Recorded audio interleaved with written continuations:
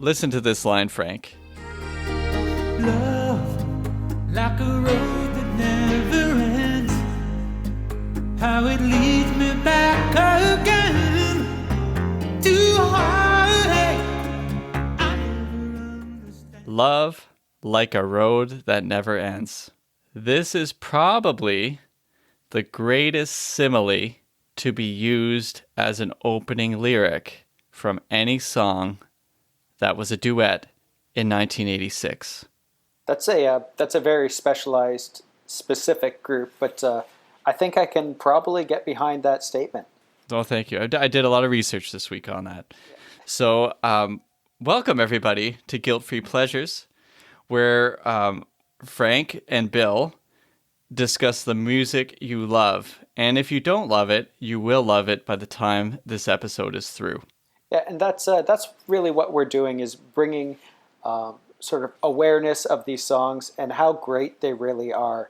And even when you don't think you love them, I think secretly you really do. And that's what a guilt-free pleasure is. And you shouldn't be ashamed of loving the songs that you do. For our song for this week, I put on my headphones to listen to this song, and I didn't realize how phenomenal the production was on this. We haven't told them the song yet, have we? No, it's The Next Time I Fall by Peter Cetera and Amy Grant. So, listener, when you get the chance, I want you to get yourself a nice pair of headphones and purchase this song, and then have a listen, and you will be amazed at what you hear. And I think the production values probably go along with the fact that this is right after Peter Cetera had left Chicago. And Chicago had, through all the recordings that I have heard from them, had just fantastic, lush production values for all of their songs. So I think that sort of carried through into this song and this album by Peter Cetera. Yeah, and this song was produced by Michael Omartian. And let me throw down some names here of other people he's produced. Michael Bolton, Dolly Parton, Peter Cetera, Christopher Cross, Joe Bean Esposito. I believe you know Joe Bean Esposito from the Karate Kid Part 1 soundtrack. Oh, yes, that's right. Amy Grant, Whitney Houston, The Jacksons, Rod Stewart, Donna Summer, and Trisha Yearwood. So we're talking like this is a high-level music producer. This is a heavy hitter. That's an all-star team of musical talent there. How do you feel about the combo of these two voices? Would they be something that you would have predicted that would work so well? It's interesting. I think they work very well together. I think the song is a beautiful partnership of these voices. But if I was reading correctly, the song was not initially written as a duet. It was written for a solo artist, or actually it was written for Peter Cetera specifically while he was still in Chicago. And then after he had left Chicago, he serendipitously came across the demo tape of this song, and it ended up in his hands, and he ended up doing it and brought Amy Grant along for the ride and turned it into a duet, which when you listen to it, I think it naturally sounds like it was written as a duet, but it was actually just for a solo artist. And you can hear the Bobby Caldwell version of the song that he did in the early 90s. And Bobby Caldwell was a co-writer of the song. So he had a big yacht rock hit from like the late 70s called What I Wouldn't Do for Love, or What You Wouldn't Do for Love. And I guess he sent the demo vocals with his version of it. And so when you hear his version without a duet, it sounds really odd. It actually sounds like he's changing his voice for each part to pretend he has a duet going on. So really? Kudos to Peter Cetera, because Peter Cetera is the one who wanted to do a duet. And then he also wanted someone who was kind of unknown. And so to him, Amy Grant was an unknown. She's huge in the Christian contemporary music scene. Like, she was the one. And this was kind of a controversial choice in terms of, at least in the circles I was in as a precocious 9-year-old back when this came out. So it was crazy. But they brought her name up, and he liked what she stood for. I guess he wanted someone who was like had that wholesome sort of appeal. Yeah. And it does work really well. Their voices come together great. Although, I must say, I feel like she's a little lower in the mix than he is. And so I kind of wish she was a bit louder. I'm going to try to get my hands on all the tracks and maybe try to raise those levels. Yeah, well, I think it'd be like your own Hauser cut of The Next Time I Fall in Love. That's right. That's right. Actually, that's a great idea. I think I might go for that. You know what I think we should take songs and do our own specific cuts, and make them quote unquote better. Guilt-free cuts. Yeah. Yes, the guilt-free cut. I like it. So, Yeah. when this came out, just to go with the Christian community, there's all these rumors about Amy Grant. Like, she always took a lot of flack in the 80s because she was really successful, which we loved, but then we also kind of hated it. And so we said, oh, she's going mainstream, she's leaving the faith. And then someone said to me, it was in the late 80s, they said, I had to write it down because it was so...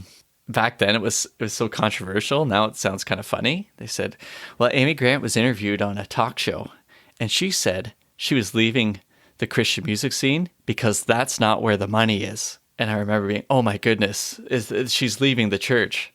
But of course, looking back on it, there's tons of money in Christian music. Tons. Yeah. Oh yeah. So, Amy Grant took a lot of abuse in those days. And I know that she had like a high profile divorce. And so I think when people hear this song, they would accuse her of, looking towards her next marriage or whatever. It was totally crazy. So I'll just calling out the Christian music industry. It's about time you apologized to Amy Grant. I think so. Feel free to call into our show.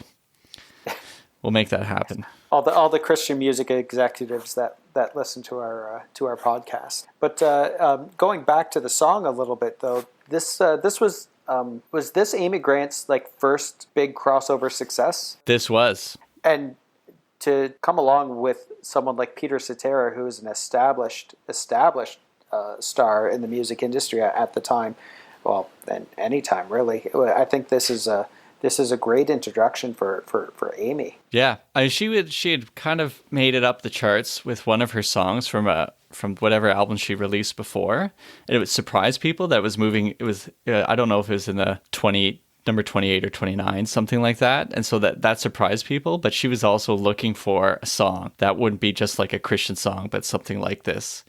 And so, but the story behind it, they blamed it on her. That blame's not fair, but they said because she was so devout, she had to meet the songwriters to vet them.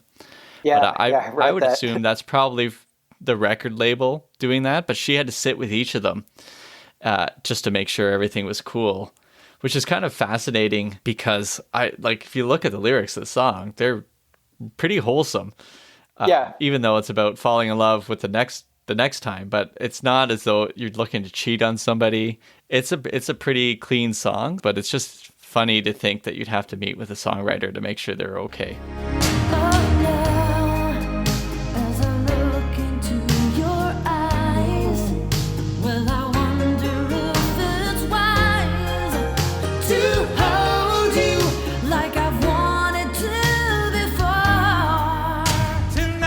What do you think about the music video? When I watched it again, my initial reaction was this song in the Flashdance soundtrack? Because there's just a number of dancers in it while Peter Cetera and Amy Grant look wistfully out windows and sing their individual parts. It's a bizarre video in a lot of ways. Like, the dancing's great from what I know about dancing. That looks like they're doing a really good job. But it's like Amy Grant's looking out the window. Peter Cetera's kind of looking out a window. But it really feels like they filmed this days apart, it seems like. Yeah. You'd think they'd at least be together in the video. I get it, because Next Time I Fall means they can't be together in the video. Yeah. But it feels strange. It's clearly the song itself, and actually most of all his 80s duets, which is the two that I researched, they didn't sing together when they did the recording. So Amy Grant showed up and knocked this out in an afternoon. She just showed up, sang it, and then flew back to wherever she was coming from. And then he did it himself later. The video, they're not together. So you only get to see them together on that Solid Gold video that they also have up online, where they're lip syncing and looking at each other. And that one's actually way more enjoyable to watch, and just kind of takes you back to that time where it's so clearly, it's so clear that they're all lip syncing, and it's just over the top, eyes looking at each other, movement. And Yeah. it's like they're not making a sound. I watched an interview of Peter Cetera talking about how uncomfortable it was to pretend to be singing. And so in that era, you got all these people in the audience watching people lip sync. And when I was a kid, I hated hearing people sing live because they didn't sound like the song. I wanted it to be exactly the same. I feel like a lot of the 80s stuff was, it has to sound exactly like it would in a studio. I think the idea of anything that wasn't a studio creation was bad to me, or cheap. And so I think part of what I like so much about the song is all the synth and all the lush production around it, because it feels so 80s. And I read an article criticizing this, that it's cheesy and 80s. But this is what I like about it. It's from its time. It's not trying to be anything else, and it brings the listener right back to that time. So if you were there, no matter what you might think about this type of song today, you can't help but be brought back to wherever you were. And I love this song. This song makes me so happy when I hear it. Every time I listen to it this week, I was like, oh man, this is the greatest.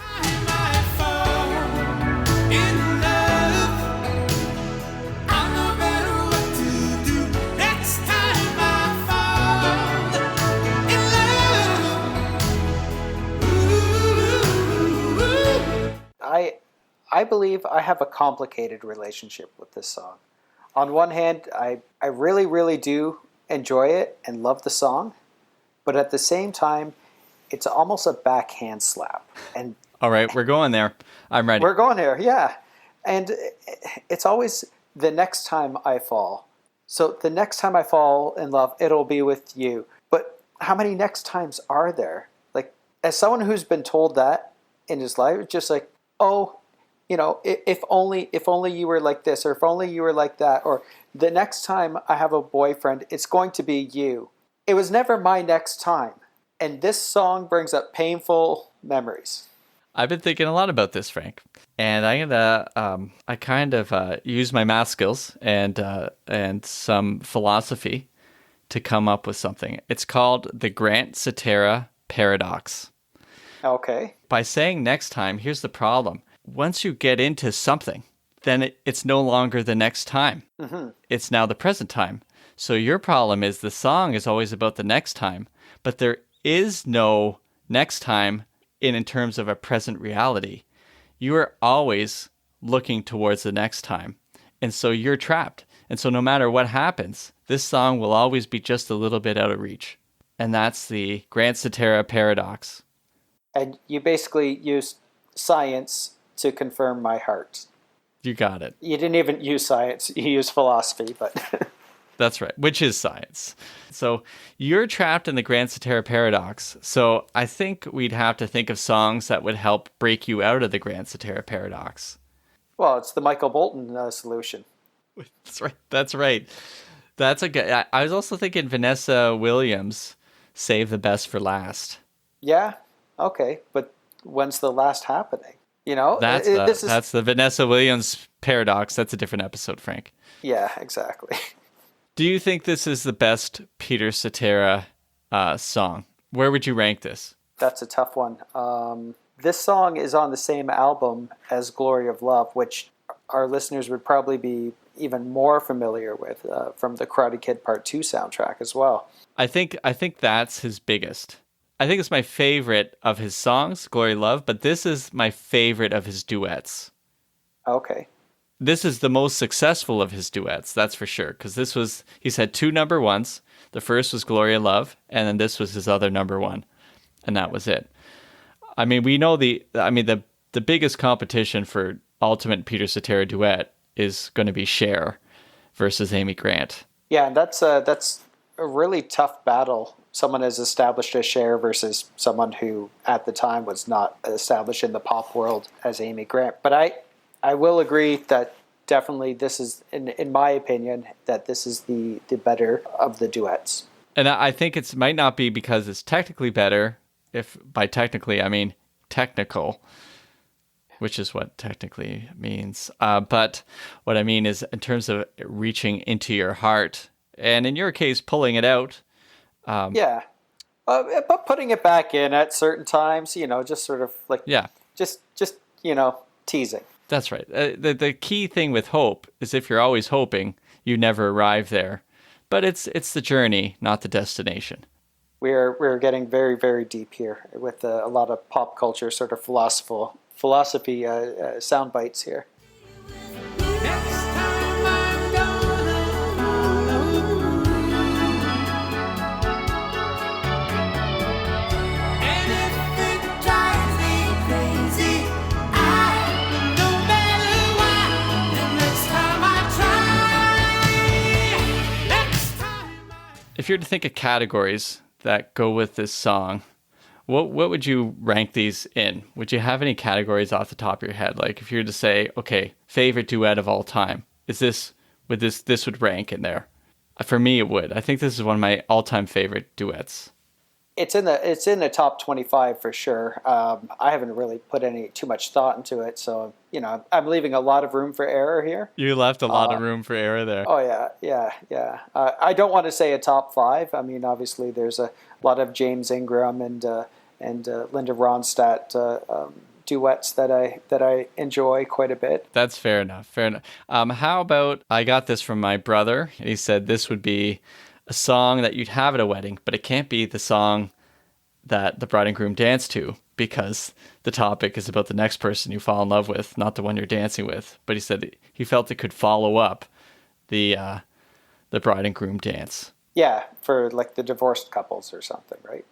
Exactly. That's right. And now I think this is a great time to segue into a segment that we've called Would Chris Newkirk Like This Song? Chris Newkirk is a friend of ours who has roots in the music industry, so his opinion is very respected by Bill and myself here. This is going to be pretty exciting. I'm looking forward to this. Yes, so am I. Chris, welcome to Guilt Free Pleasures. It's a pleasure to finally have you vocally on our show. Yeah, this is the first time that we get the live version instead of just reading something that he wrote down for us. That's good. Well, I can send something after the fact. If you could, just for consistency. Yeah, all the things I didn't get to say. Yeah. So I've already let you know that we've decided to do Next Time I Fall by Peter Cetera and Amy Grant.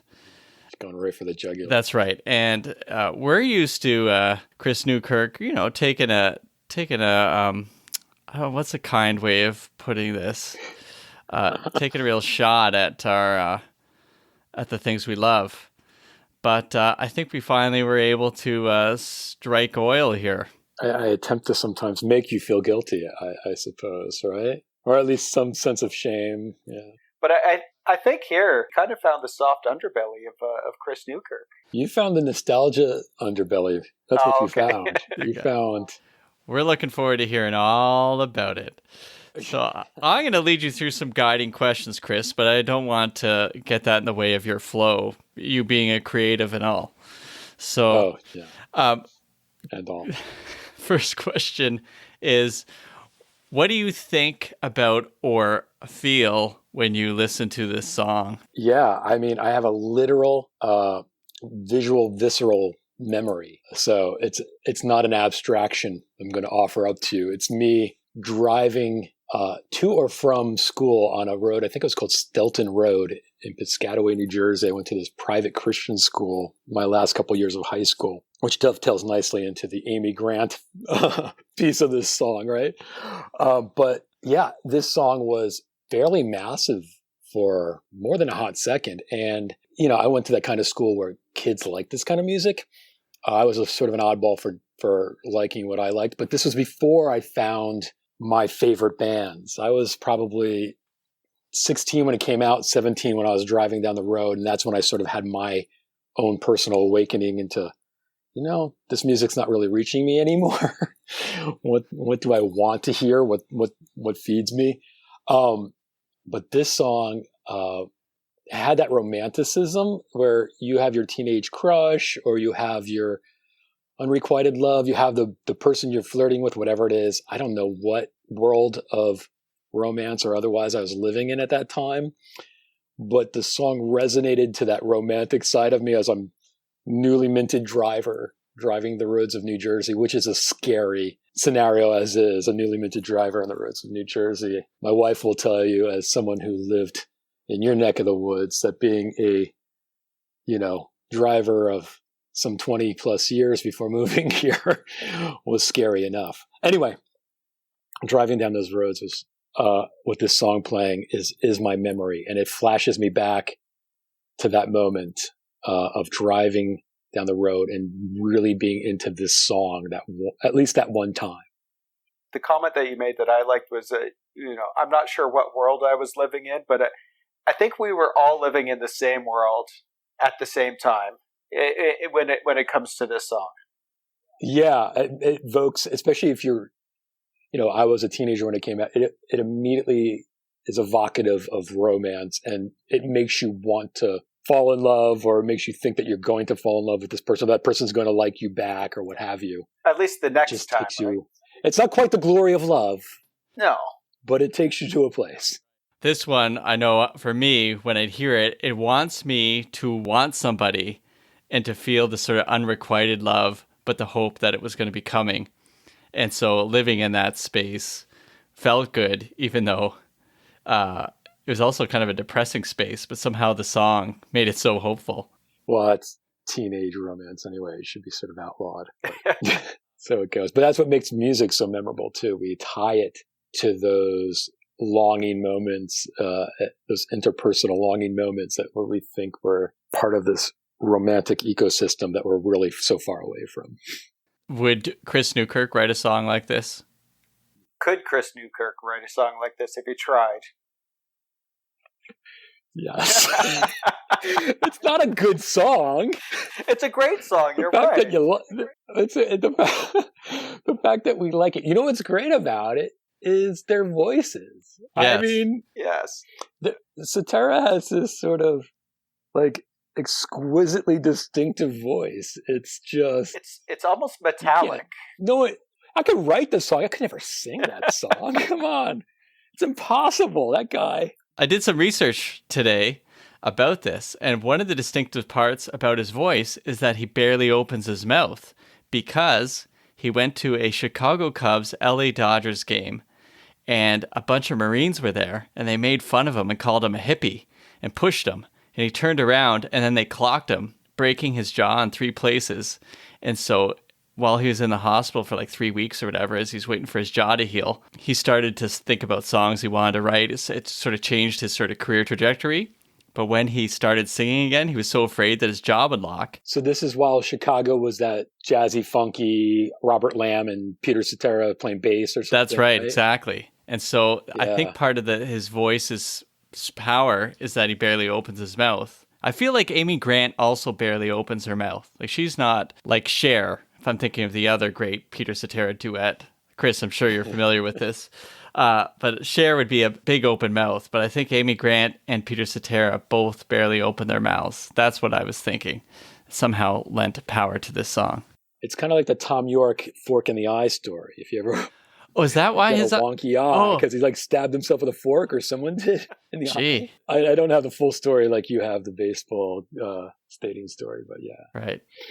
All great artists need to have some sort of accident. So, Chris, what do you think your big accident's going to be? Wow, going to be. That's right. Okay, it sounds so menacing. First of all, you prefaced that with great artists, so I think we're going to have to kind of back that up a little bit. How about wannabe artist? And then we could start there. So in the song, because you talked about their voices being a big part of it, what part of the song, if someone were to say to you, next time I fall, what do you hear? Like, what part of the song do you hear in your head as soon as they mention it to you? Because usually I go back to a part of the song that just starts ringing in my ear. Yeah, sure. I mean, I think the whole song is the chorus. I mean, the verses are pleasant, but they get right to the chorus. It's a short setup. They have the back and forth, right? Yeah. And then the chorus is where their voices overlap and they're harmonizing and they do sound good together. I mean, he's got a bigger voice, in a more unique voice, but she has a very pleasant voice blended with his, and it's pleasant in general. Next time I fall in love, I'll know better what to do. Next time I fall in love, ooh, the next time I fall in love, the next time I fall in love, it will be with you. But that chorus is the song. Because I think a lot of these 80s songs sound like backing tracks that you just press play and people go out and sing to. They don't really feel like substantial songs. It's like these light keyboard lines. They're not really rooted. I mean, these are songs that people could make for $100 today, it feels like, to some degree. These are like, it's just a lot of synths and keyboards overlapping each other. I mean, I guess you can get a little bit more clinical and break it down and find those, that big piano that you can only do in a studio. Cetera is a bass player. I'm sure there's a lot of thoughtfulness on there. But I mean, for the most part, it's a lot of like interweaving keyboard lines. It's very light and airy, and it's all about the vocals and those chord progressions that lay the foundation. And, the lyrics are kind of whatever, but I mean, the chorus, it has a little bit of a twist, right? Next time I fall in love, it'll be with you. I mean, it's kind of, there's a cleverness to that. It's a twist of some sort, right? So that's something, but it's really the melody and the voices working together. And that's what I think of. It's big. Their voices are big. That the hook is big. The song isn't, like, the music isn't big. I think it's all in the vocal performance, the melody and their voices. I feel like the music doesn't get in the way of what they're doing, which is the sort of genius of Michael O'Martian, producer extraordinaire. Oh, wow. Yeah. A little name dropping there. I don't want to try to brag about all the things I know about him. Frank, what about you? What sticks in your head when you hear it? No, I think Chris is right, and it's the chorus that really hits you, and it's that the classic sort of Peter Cetera when he says, "The next time I fall," and he does that ooh, ooh, ooh, that part that really right in my head. That classic Cetera. It has is going on repeat in my head constantly. You just know Peter Cetera is a guy that writes the ooh ooh oohs in the lyric yeah. key, right? You just know he's that guy. I have that written right in front of me underneath my question. I have written down about 5 times in red pen going across my... Yeah. I love the wavy synth. I don't know if it's a wave, but I'll play it. But this wavy thing is just every time I hear parts of the song, I just hear this background keyboards playing in my head. It's perfect.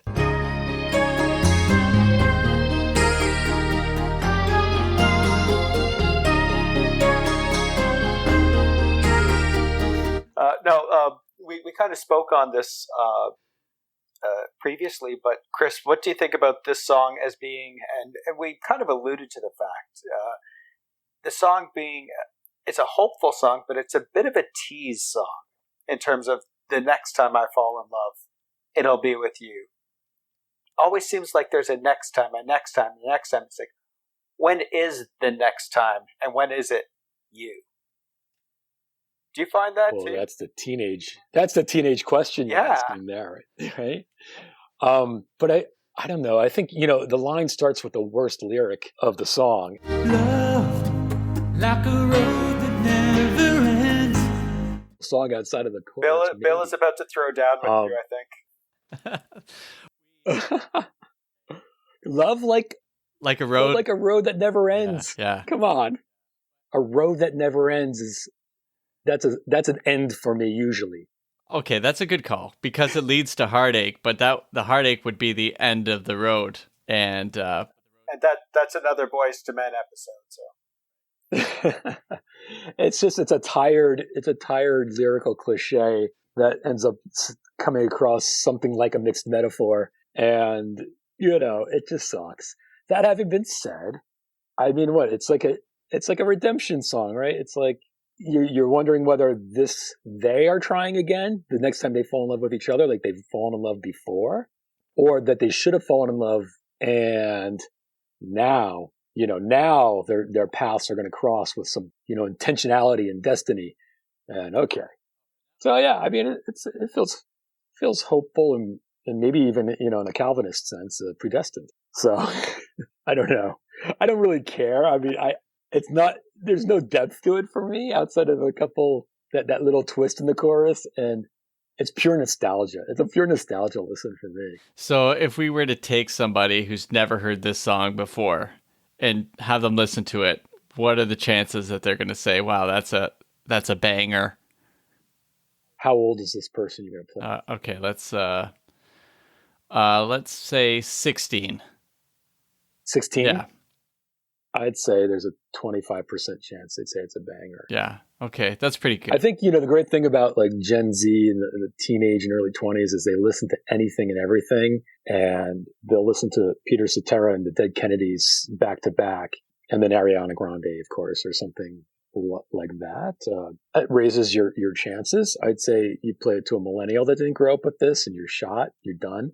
Yeah. But I don't know if it will resonate as much as they'll be like, oh, their voices are pretty, or it doesn't. Yeah, the production's not going to do beat. it. There's no beat, and I think today's music sort of relies on that backbone. I mean, I feel like there's always a counterpoint song, and for me, the counterpoint song. I was thinking about this earlier. I was like, there's so many songs about with the phrase falling in love or some variation of that. And for me, the cool counterpoint song is a song by the Buzzcocks and was later covered by Fun Young Cannibals, which is Ever Fallen in Love with somebody you didn't mean to fall in love with, or somebody you shouldn't have fallen in love with. And it's like, it's a 70s, it's like from the late 70s. It's a punk rock song, but it's certainly more, not musically thoughtfully created, but lyrically it's even more interesting. Even that chorus, like, I think there's a similarity in.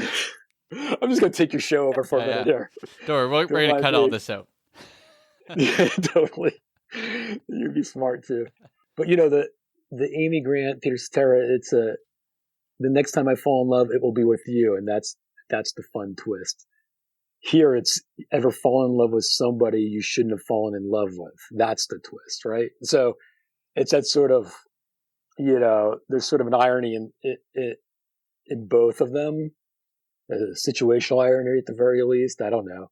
I'm probably stretching the definition of irony, not so much as Alanis Morissette, but enough to get dinged a bit.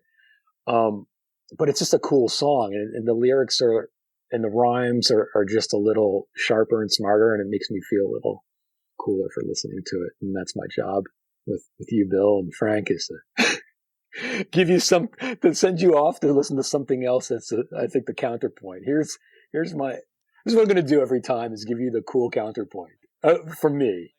And then we'll counterpoint that with something like the Michael Bolton anthology. Whoa, the whole anthology. Yes.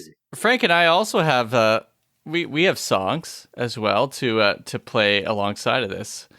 Frank, do you have one? Well, this that might fit into this universe. Yeah, songs that are in the same universe, and mine is another duet, and that would be "Somewhere Out There" by Linda Ronstadt and James Ingram. Wasn't that from like Aladdin or something? Oh, Was it from a movie? Chris, I'm embarrassed for you right now. From An American Tail. American Tail. I just saw that a couple of weeks ago with my almost 8-year-old. Yeah, you wouldn't think it was two mice singing to each other who were brother and sister, the way the song goes, but in the Linda Ronstadt version, it's certainly they're in love. Okay.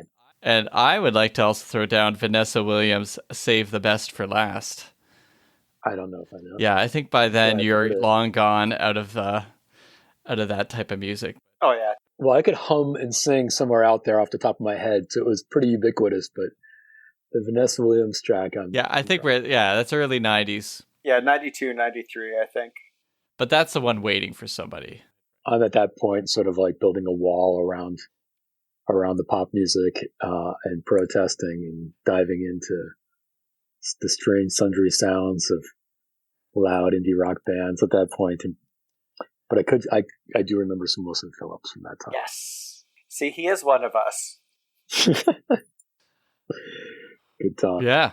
Well, Frank, what do you think? Do you have anything more you want to throw at Chris? Oh, geez, I don't know if there's anything else that we need to throw at Chris or should throw at Chris, but I want to bring up another point here, or another song. So this was the big duet with Peter Cetera and Amy Grant, and then there's the duet Peter Cetera and Cher. But there's a third one that a lot of people forget about from his '92 album, "Feels Like Heaven" with Shaka Khan. And I would like to implore our listeners to listen to that. It's an unsung hero of the Peter Cetera duets. Is it as good as Shaka Khan performing with Stevie Winwood? I don't think anything is as good as that. No, I would, no. Definitive no. Okay, we got more to listen to here. I don't know the song. No, but Feels Like Heaven, this is my counterpoint to your counterpoint. So, all right. Thanks for having me. oh, Chris, great to see you. Thanks for joining. Great to see you. Great to hear you guys. I will be a little sharper next time, but it was fun anyway. Oh no, you were perfect, man. That was so good. All right, Chris. Well, enjoy band practice, and if you need any help setting up your mic, let me know. I've read some articles. I'm ready to help. All right, man. You or someone, because I probably will. Okay. All right, guys. Take care. We'll All see right, you. good to see you. Bye. Cheers. Well, that was the end of our discussion with Chris Newkirk, and we actually found out that Chris Newkirk liked a song we picked, and that was a really pleasant surprise. Yeah, and I think also he wouldn't write a song like that, but we discovered that he could write a song like that. So if we could ply Chris to his trade and maybe bribe him a little bit, we could get more songs like "The Next Time I Fall in Love" in the future, originals. And that's what excited me about the conversation. I was thrown off, as you could hear in there, when he decided that "Love Like a Road That Never Ends" was a horrible lyric. Yeah, I thought you two were going to come to blows there. Yeah, well, I don't want to end up in the hospital with a broken jaw and then have to change my whole speaking voice for this podcast. It could be the key to our success, though. You're right. Okay, well, this feels like a good spot to draw things to a close here. We had a great little conversation with our friend to the south, Chris Newkirk. And this has been Guilt-Free Pleasures with Bill and Frank. And we just thank everyone for listening to us once again. And next time you listen to a podcast, we hope that you'll be listening to it with us. Ooh. Maybe falling in love. Will be